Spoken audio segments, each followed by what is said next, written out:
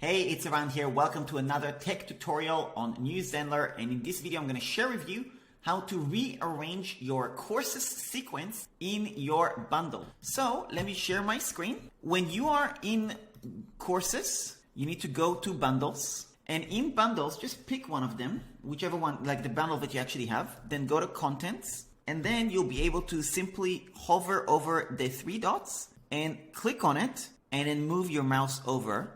And that's how you can basically rearrange them so you can change the sequence of the look and feel as you see fit. So thanks a lot for watching this video. Now that you've gotten to the end, I want to invite you to check out new Zenler.